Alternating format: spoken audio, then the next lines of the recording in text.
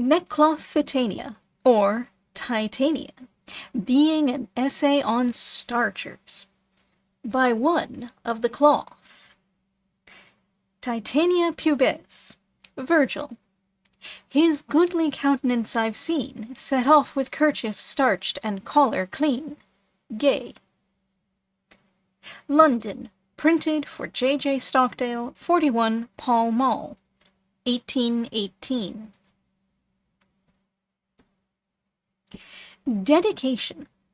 The following essay is, as a small but sincere mark of his respect and consideration for their numerous high qualities and attainments, but more especially for their superior and unrivaled knowledge in the arduous undertaking of making a tie, most humbly and respectfully dedicated, with a sincere hope that they may continue to prosper, and maintain the superiority and high name they have acquired in the starchers department, to the students of the East India College, by their most obedient and humble servant, the author. London, July 20th, 1818. Preface. I have been induced to publish the following observations on the nature of ties from a sincere and earnest wish of seeing a clear and distinct line drawn between l'homme comme il faut and la canaille, as to the outward appearance and surface which a man exhibits to the passing gaze of strangers, it being taken for granted that a gentleman would not require the borrowed gloss of art to convince his own acquaintance that he moves in the sphere of fashion and haute ton. At the same time, it must be a great desideratum to every gentleman to persuade the rest of the world that he is one, as, however, he cannot employ the same means to prove it to them as he would to his intimates. He necessarily must accomplish it by his dress, for the apparel oft bespeaks the man. Neckclothitania, or Tietania. It can hardly be imagined how political events should, even in the remotest way, influence or affect the thermometer of fashion, but it is nevertheless perfectly true that both the American and French revolutions have totally changed it.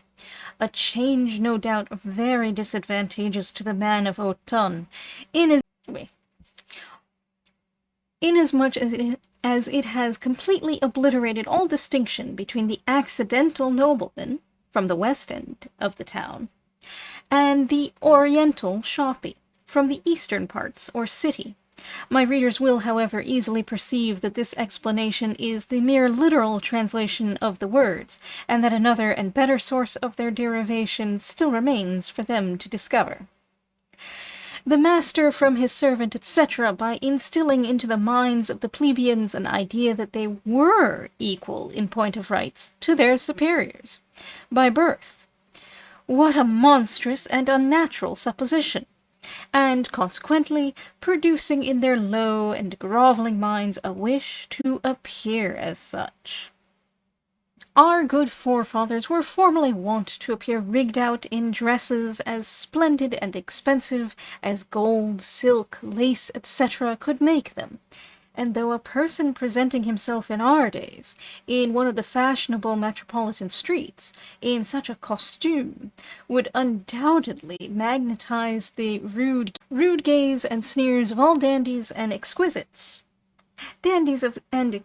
of which latter is a portrait in fashion, 5th edition, are things, you know, whiskered, great, coated, and lacked, like an hourglass, exceedingly small at the waist, quite a new sort of creatures, unknown yet to scholars, with heads so immovably stuck in shirt collars, that seats like our music stools soon must be found 'em, to twirl when the creatures may wish to look round them, since called pillory collars. Any of everybody, and meet, sine dubito, a treatment very similar to that experienced by poor Sir Daffodil at the theatre. See The Winter in London. Yet that custom possessed enormous advantages, forming, by the furious expenses necessarily incurred to support it, an impassable barrier, and insurmountable obstacle to the aping attempts of the lower orders and shabby gentiles to appear accoutred as their superiors. Now, alas, fashion has made it quite otherwise. A tradesman can have his coat made short-waisted, the tops of his boots shallow, his waistcoats cut as they ought to be, and many other similar things, equally as well as the higher ranks, and even in many instances better. For the would-be gentlemen tailors will of course cut out their own cloths, and put as much, if not more care and attention to the coat which is to cover their own backs, than the one which is to dress their creditors. Cette observation dispense de toute réflexion, or aliis in verbis. It speaks for itself. This mode, then, which levels all distinctions of rank as to appearances, and which leaves one to roam up and down the pavé of Bond Street, an undistinguished member of the motley group who rendezvous there, a group or herd composed of all descriptions of persons, from the highest peer of the realm to the man who made his boots, and even far lower still, but who were, perhaps, similarly duped, must have been grating in the highest degree to all those men of feeling and acute sensibility, who revolve in the more lofty hemispheres of life. This feeling it is which has for a long time since induced me to turn my thoughts and attention to the following query. Can anything be discovered in the article of dress which can at once draw a strong and apparent distinction between the outward appearance of a gentleman and his opposite? On this I reflected much and often, but still could never come to a final determination. Many new ideas struck me, but were as often rejected. On the first appearance of starchers, I was in hopes that proper care would have been taken to confine them to the proper persons. But how were the mob to be prevented from adopting it? Why, I had at first erroneously imagined that, pour commencer, the petty tradesman would find at the end of the year a difference in the sum total of his washerwoman's bill, by having his neckcloths starched instead of having them washed au naturel.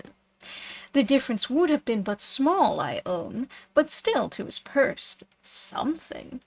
Secondly, that when he had got his cloth starched, I trusted he would not have been able to have made the proper tie. The event has proved my conjectures to be wrong. I am sorry for it. Mais que faut-il faire?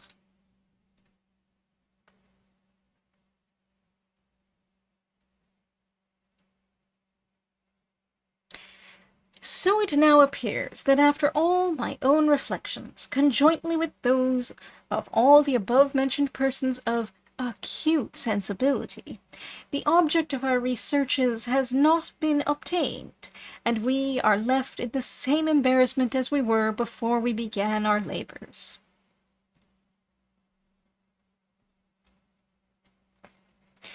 We now anxiously turn our eyes towards those patrons of dress in general, but more especially of starchers, those persons to whom this work is most respectfully dedicated, hoping that they will take compassion on our unfortunate and deplorable situation, and kindly start some line of dressing, which may at once produce the so long looked-for effect.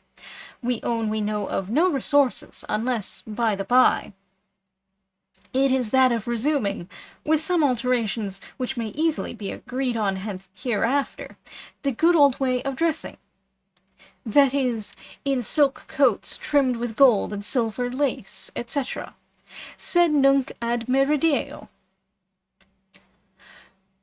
To whom we are indebted for the admirable discovery of wearing starch in our neckcloths has not, I believe, up to this period, been satisfactorily settled by the learned. Many claim to themselves the glory of having brought it in, and, of course, no one is in the least inclined to give up his pretensions.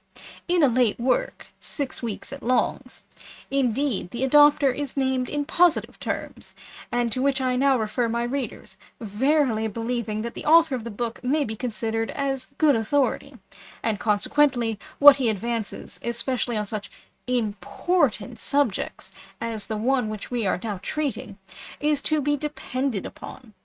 I nevertheless recommend a further investigation, in order that it may be placed beyond any doubt. Let the inventor himself step forward and proclaim his name to the world.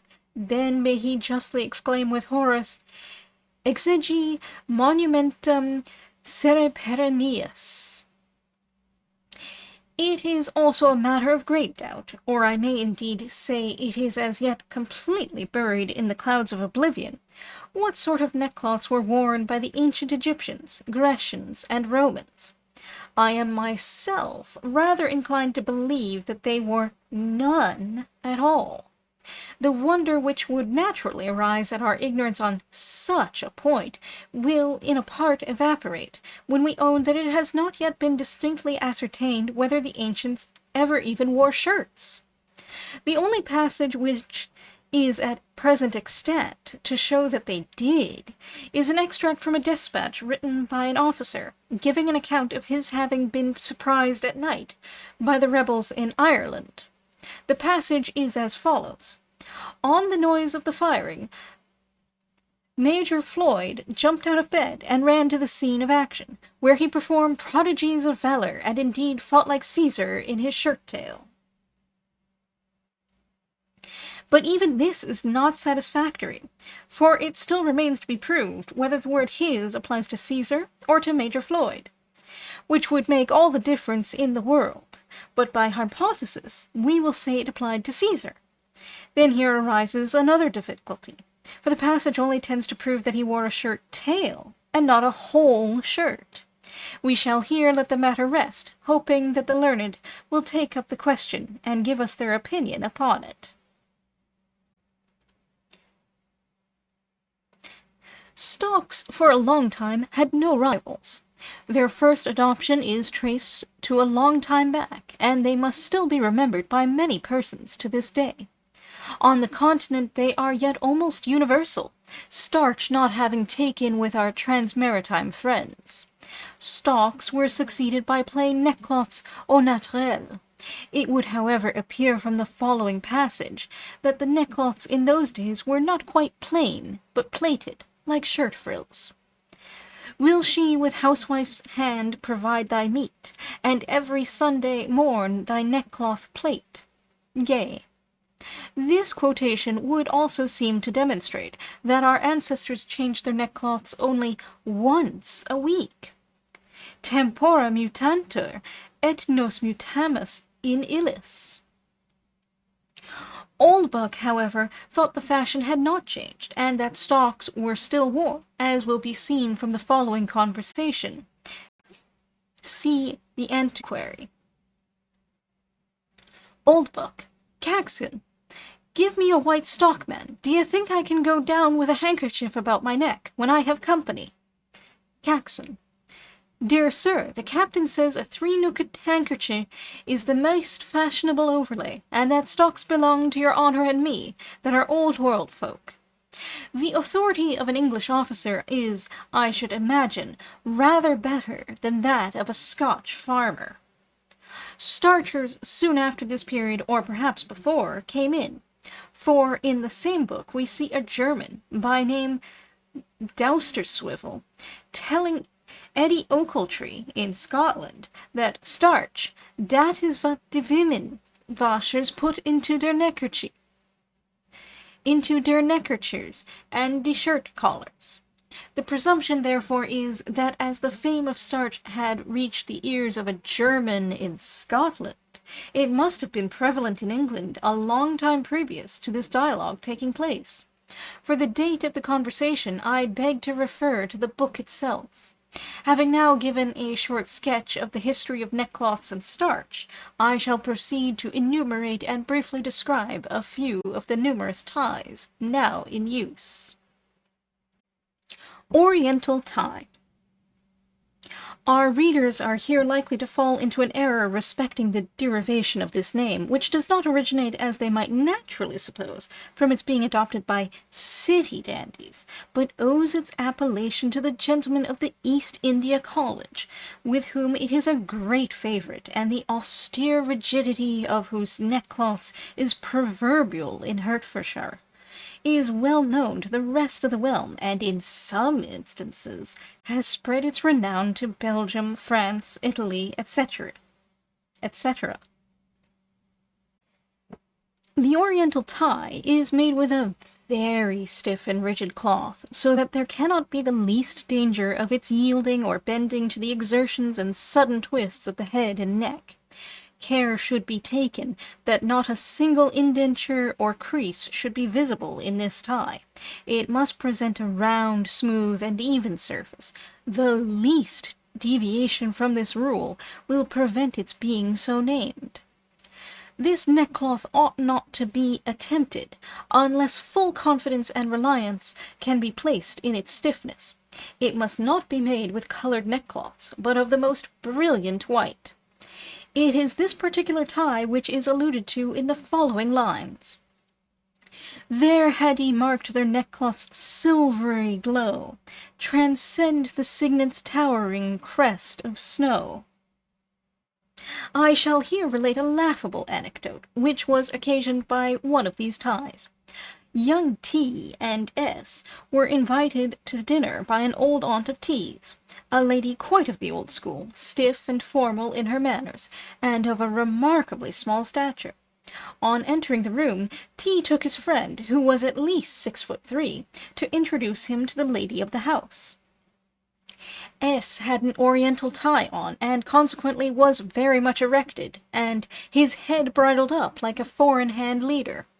He was advancing therefore to the nearest visible female figure, but was suddenly and certainly most unexpectedly stopped in his career by stumbling against and falling over T's poor old aunt, whom he had hitherto not seen. He was precipitated headlong into the lap of an old dowager, who equally imperceptibly to him was sitting on a low ottoman, admiring a large and very beautiful jar full of water, wherein flowers had lately been kept, and which, falling out of the old lady's hands, discharged its unsavoury contents upon the head of a little foreign baron, who, en passant, be it mentioned, had employed himself at his toilette a full hour to make his hair à la Prusse, and who was at that instant assiduously occupied in picking up her pocket handkerchief. The natural consternation produced by such an incident will be better imagined than described. Mathematical tie, so called from its triangular form. The mathematical, or triangular tie, is far less severe than the former. There are 3 creases in it. On coming down from under each ear till it meets the cust or bow of the neckcloth, and a third in an horizontal direction, stretching from one of the side indentures to the other. The height, that is, how far or near to the chin, is left to the wearer's pleasure, recollecting, however, that the nearer it is to the chin, the longer, of course, it will be, and consequently the reverse, if it is distant from it. This tie does not occasion many accidents. The colour best suited to it is that called couleur de la cuisse de nymphe émue. Osbaldiston tie.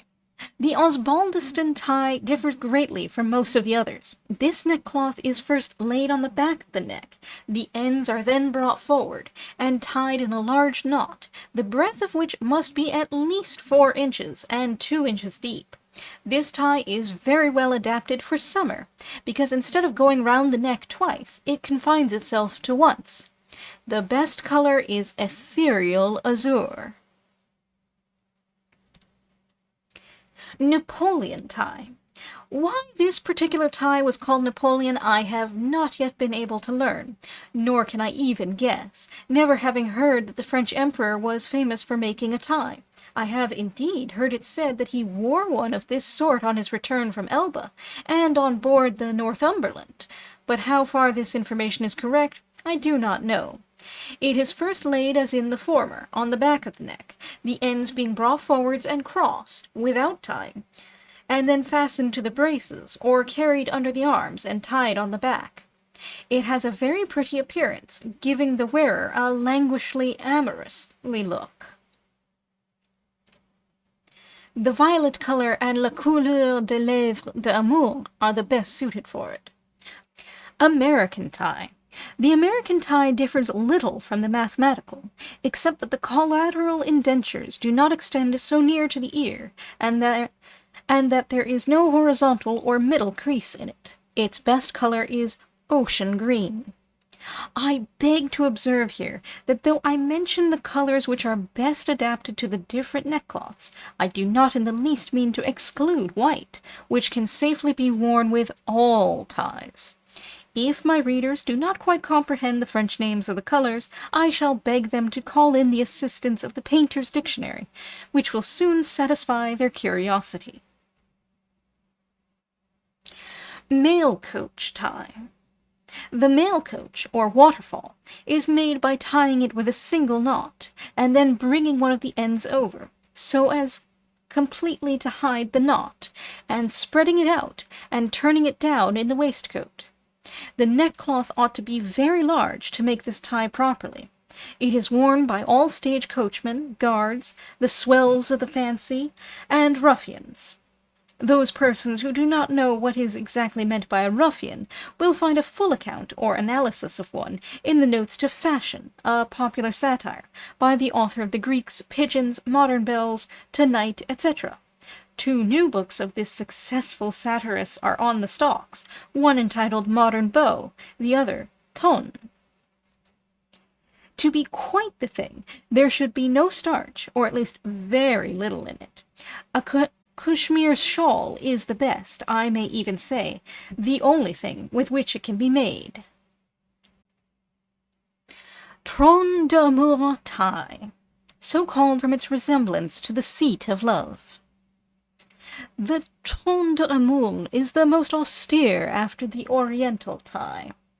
It must be extremely well stiffened with starch. Starch is derived from the Teutonic word stark, which means stiff. It is formed by one single horizontal dent in the middle. Color, yeux de fille en extase. Irish tie. This one resembles in some degree the mathematical, with, however, this difference, that the horizontal indenture is placed below the point of junction formed by the collateral creases, instead of being above. The color, cerulean blue. Ballroom tie. The ballroom tie, when well put on, is quite delicious. It unites the qualities of the mathematical and Irish, having 2 collateral dents and 2 horizontal ones, the one above as in the former, the other below as in the latter. It has no knot, but is fastened as the Napoleon. This should never, of course, be made with colors, but with the purest and most brilliant blanc de innocence virginale. Horse collar tie. The horse collar has become, from some unaccountable reason, very universal. I can only attribute it to the inability of its wearers to make any other. It is certainly the worst and most vulgar, and I should not have given it a place in these pages were it not for the purpose of cautioning my readers from ever wearing it. It has the appearance of a great half-moon, or horse collar. I sincerely hope it will soon be dropped entirely. Nam super omnis vitandum est. Hunting tie. The hunting, or Diana tie, not that I suppose Diana ever did wear a tie, is formed by 2 collateral dents on each side, and meeting in the middle, without any horizontal ones. It is generally accompanied by a crossing of the ends, as in the ballroom and Napoleon. Its color, Isabella. This cloth is worn sometimes with a Gordian knot. See frontispiece. Maharata tie. The Maharata, or Nabob tie, is very cool, as it is always made with fine muslin neckcloths. It is first placed on the back of the neck. The ends are then brought forward and joined as a chain link. The remainder is then turned back and fastened behind. Its color, eau d'Ispahan. I might fill a large octavo volume with descriptions of the various species of ties, but this would swell my pages to a bulk far greater than I, and likewise my readers, should wish. My intention was merely to give a slight sketch, accompanied by a few of each, of half a dozen or a dozen of those most in use. I shall now add a few more hints respecting the various departments and branches of neckcloth tying.